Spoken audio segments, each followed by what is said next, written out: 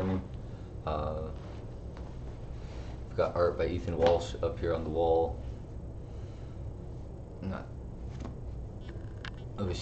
he should probably be here to explain it, but that's just not how it is right now. So you can figure it out for yourself.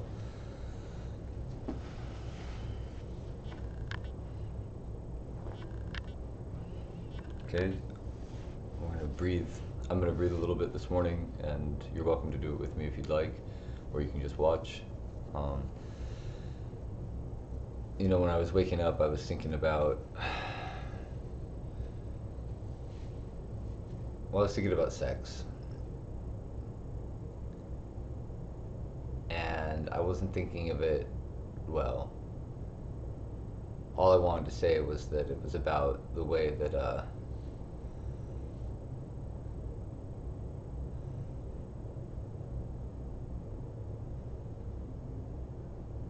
everything is unconscious until it can't be completed unconsciously, and then it becomes a conscious process. Let's just go ahead and breathe, because anyways, we can talk about sex more some other time. Alright, we're going to breathe in for, let's start with doing 35 rapid exhales through the nose. Hold on the final exhale and hold all the air out, and then when you can't hold it out anymore, then breathe in and hold it at the top as long as you can until you breathe out slowly, and then take 3 normal breaths. When you're doing this, try not to strain too much on the exhale or the inhale. At least if you are straining, do it silently and without showing it in your face or the other muscles. So don't contort yourself, don't shake. It's probably natural too, because I think most people, at least myself, have been raised without having too, well, see, that's blaming my parents when I slipped that little having been raised in there. Basically, I haven't been particularly aware of what I'm doing with my body a lot of the time. I don't think posture was something that was really brought to my attention at any point. Again, there, did you see how I became passive in that? How it's like it was never brought to my attention. Not that I should have noticed posture for myself naturally as a human or as any animal. That one would always feel better if they sat up straight and breathe deeply. So that just leads me to wonder what cultural qualities are there that would lead somebody who would normally sit up straight and breathe deep to hunch over and breathe in a shallow way. Not that I was hunched in shallow breathing, but maybe on certain days. See, and now I'm trying to be funny. Okay, so 35 rapid exhales through the nose. Hold on the exhale, on the final exhale out, and then breathe in and hold as long as you can. Take 3 normal breaths. We'll do it again. Okay.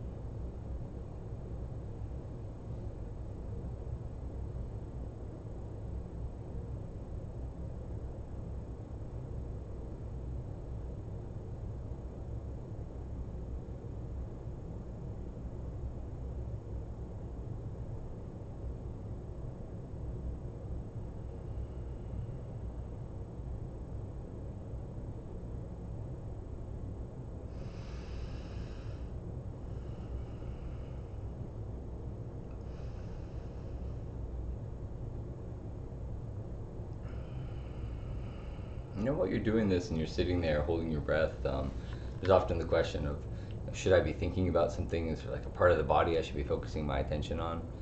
I don't think so at all. I think it's just a form of meditation. So that just means sitting and doing nothing, like absolutely nothing, having not being victim to having to bring back recurring thought processes of like reliving things that happened in the past, or getting anxious about things that are going to be coming in the future, and having those be the content of your thought when you're sitting there and doing nothing. And so to be able to meditate is to just be able to do that, is to not be completely bombarded by this constant mental chatter and constant sense of either having to plan or to review and analyze and judge and evaluate, make everything, so that reprieve from that process, it's almost like Schopenhauer couldn't separate the mind from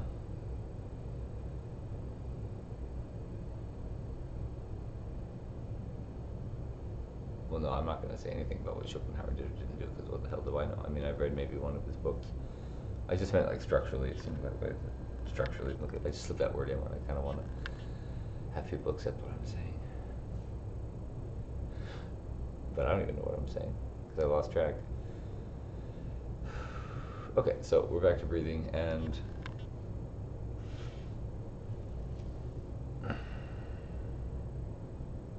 let's do it again. 35 breaths out through the nose. Try not to constrict the air with your throat. So keep your throat open. The reason that the air doesn't escape from your chest is because you're, pulling your lung kind of open out with your muscles. And then when you're contracted too, don't hold your breath out at the bottom. The reason that the air doesn't rush into your lungs is because you're forcing it all out with your muscles. And so just remember to keep it relaxed up here. Now, what should you visualize? Like, where should you visualize? Like I said, it doesn't really matter. You can do whatever you want during this time if it's meditation.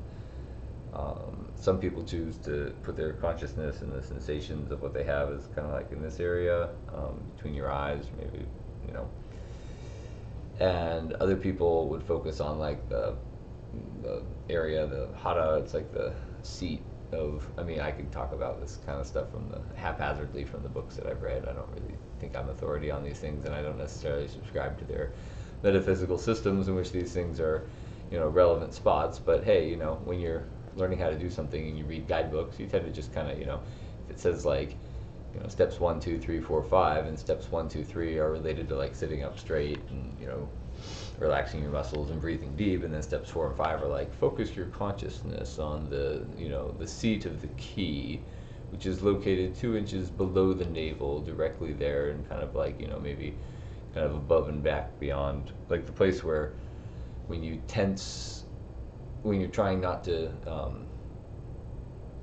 go to the bathroom, or I guess when you're trying not to pee or poo, and you're tensing those muscles in the kind of floor of your pelvis, where you try to kind of really clench everything up as hard as you can, like somewhere kind of above that area is supposed to be kind of the center of the body. And listening to different people talk about it, when the Japanese commit ritual suicide, they would use a small knife for a little bit, but we're back online apparently. So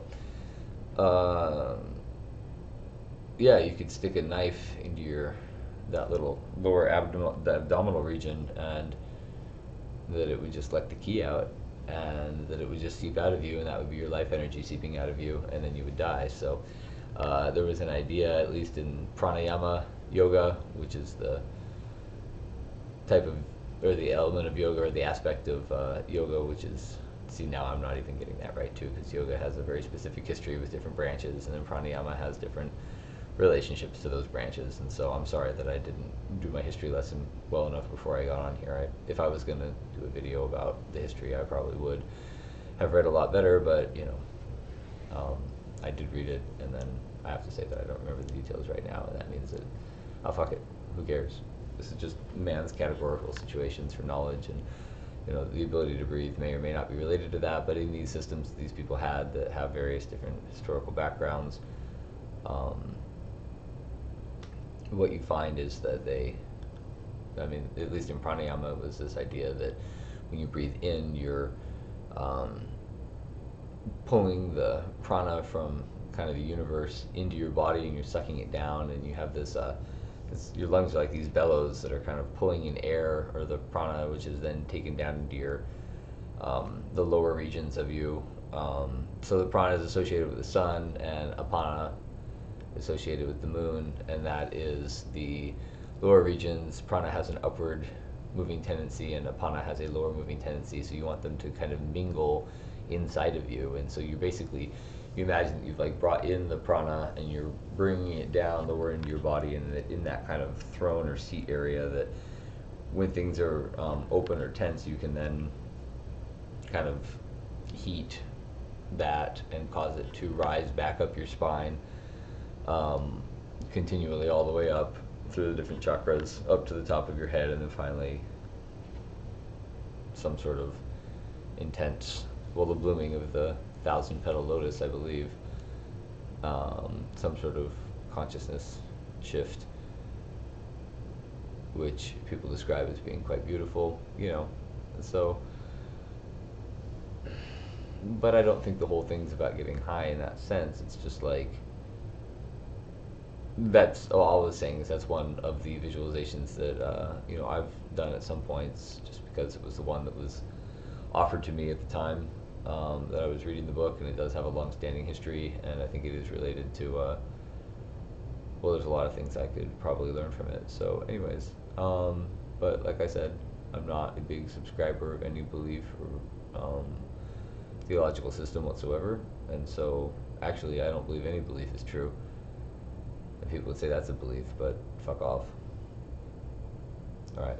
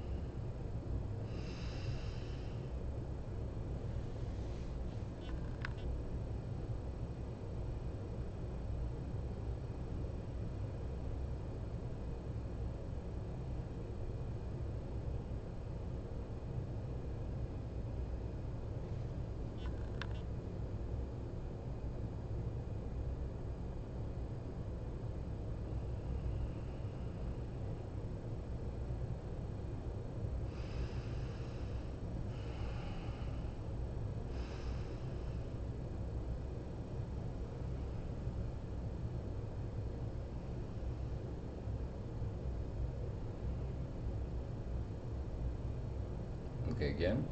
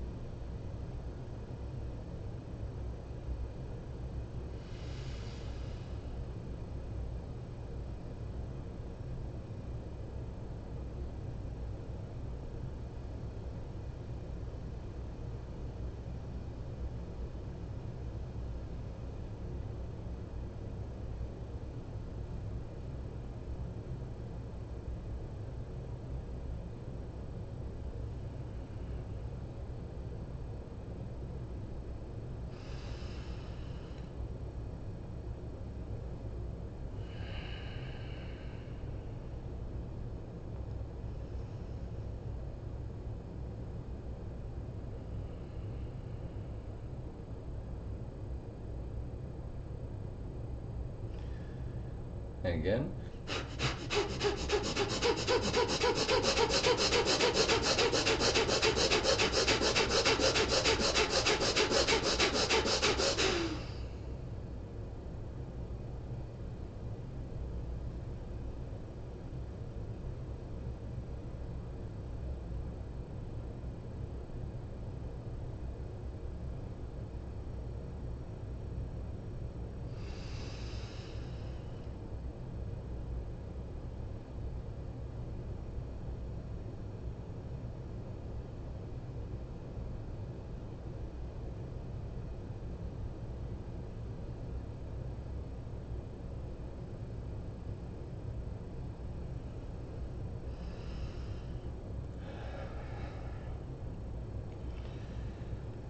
I think one of the biggest dangers here is that when you're doing the breathing, I started looking around on the internet when I thought about teaching pranayama, and I noticed that there were articles saying that there were academic reports on the incidence of injury in yoga, and they discovered that pranayama was the most dangerous of the branches of yoga, and so therefore the teaching of it had been discontinued in various places. Now, is it really a dangerous thing?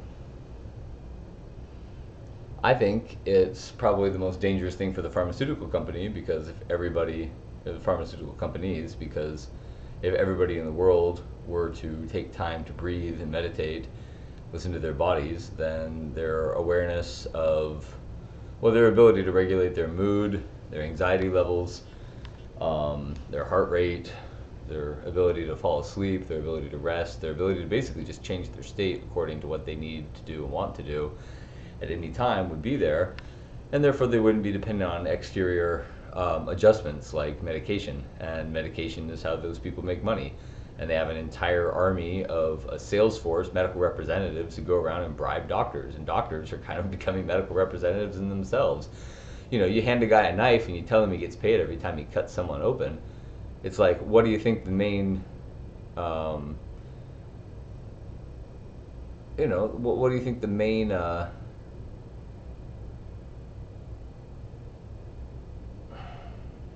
diagnosis is going to be for most things? Look at that. I forgot that word for a second. Uh,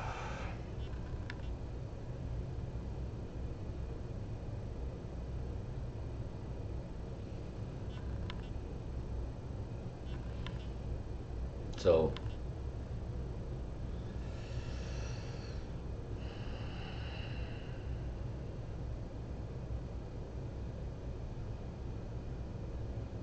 Well, and so that's what happens when people do the breathing, though, and they get hurt. The reason that that could be true is that, you've got, like I said, I wasn't really taught to be aware of my body as a child, posture, or even the sensations. So, I think we're often taught that, if we feel tired, we're not supposed to sleep, and if we feel, hungry, we're supposed to just keep studying, and we learn to condition ourselves, but in the process of doing that, like, it's not just conditioning, it's more of this idea that internal knowledge and knowledge that you gain from your own personal experience is very much devalued right now in our society, because we have all these other competing spheres of knowledge. So, example, we've got like mathematical knowledge, and various different the different sciences give us different frameworks for knowledge. But at the same time, we have cultural knowledge and language and all of the kind of notions of beauty and these things that are often associated with cultural programming. And so basically, we're indoctrinated from the time we're born to believe that external knowledge is correct and valid, like the opinion of an expert or a politician or a boss or a parent, or the wife that you've appointed as your parent because you are still trying to live out some weird thing, which isn't really even about like having sex with your mom or Oedipus or anything like that. It's more about just maintaining relational roles with other humans in which you are able to play out your old past dramas, because that seems to be what people would like to do. So, for example, a lot of people I know seem to have like married a woman that they don't necessarily have a deep emotional connection with, but and then their sexual relationship often falls apart fairly quickly with that person. Maybe, maybe not. I'm just looking at the people around me. Anyways, in my own personal experience, I'm not going to talk, well, what is there to say?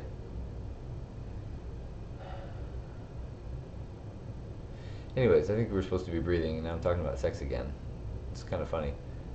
This is a weird day, because the art today, ironically, has nothing to do with nudity or sex. Maybe that's why this horrific picture. No, this has nothing to do with sex either. These mice need to get out of there. This is, danger from behind the cinder block. Okay, so, more breathing, less talking. Here we go. Breathe in for 3 seconds, out for 6 seconds, and then hold out for 12 seconds. We'll do this 10 times.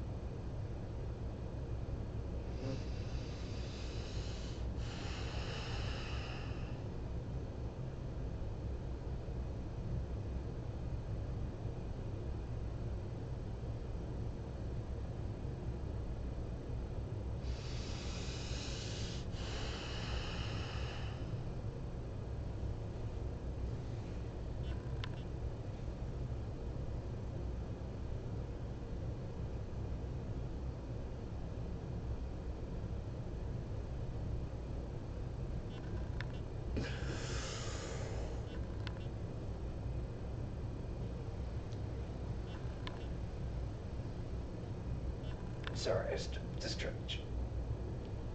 I'm so sorry. It just felt like the right thing I had to do. Here we go again.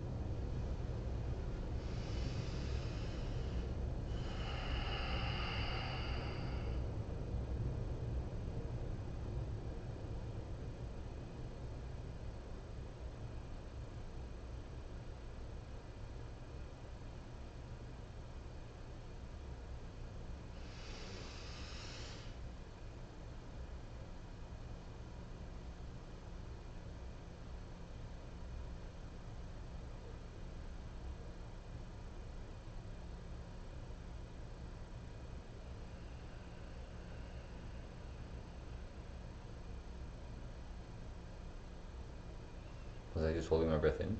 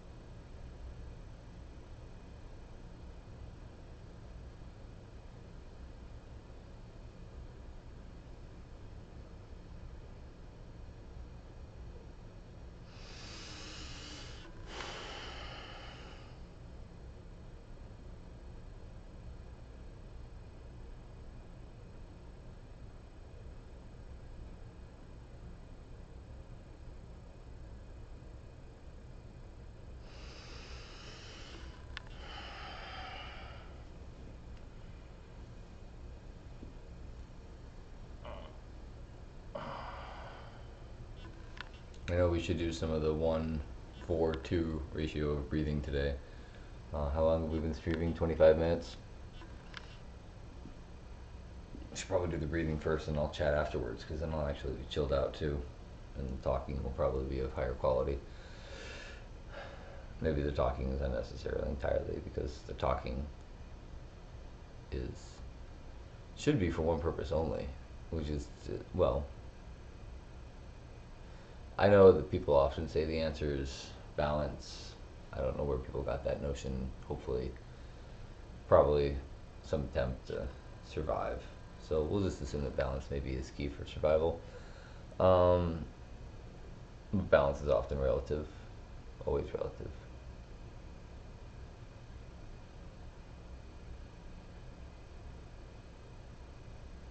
What am I talking about? Balance is not. Anyways, a balance of talking and breathing, or just more breathing and less talking. Well, that would be balance, wouldn't it? A vow of silence for 6 months, which I completely failed at after about 30 seconds each time I try. Um, Maybe just a day. Start with a day. Silence, like one day a week where I don't talk. That might not be the worst thing.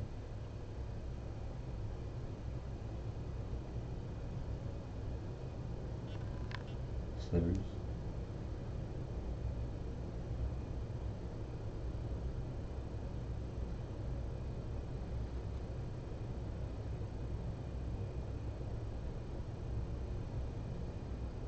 I need to start working on my slivers. I saw them, and then I want to get them out, but I don't have tweezers.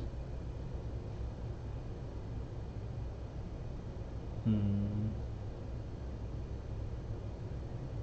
don't even know. I think it's gonna be fine. I'll stop looking at my feet. Come back and talk to you guys. All right, let's at least just do 10 breaths of the 1:4:2 ratio. So we'll breathe in for 4 seconds, hold it for 16 seconds, and breathe out for 8 seconds.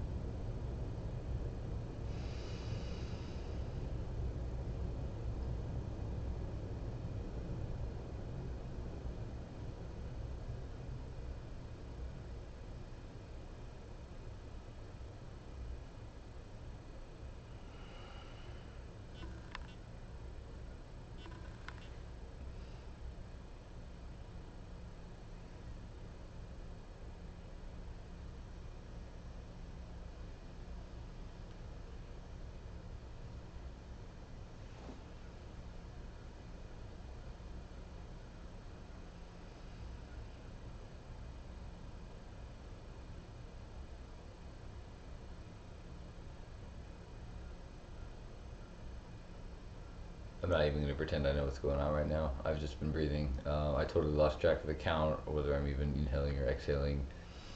I'm just gonna breathe in a way that makes me feel good, which means I'll breathe slow in and I'll hold it for a while and let it out for a while. Just, that's the thing, is after you count for a while and you get used to these ratios that you don't even really need to. I mean, I can't do it yet, so I can't be talking about how you don't need to count because I'm still at the counting stage. And I might never get past that because, same way I don't know. I feel like the same awkward feeling of trying to play the piano is the same awkward feeling I have when I try to breathe and keep track of everything at once. It's just like, I just obviously haven't done it enough to make it an unconscious motor skill, that's all.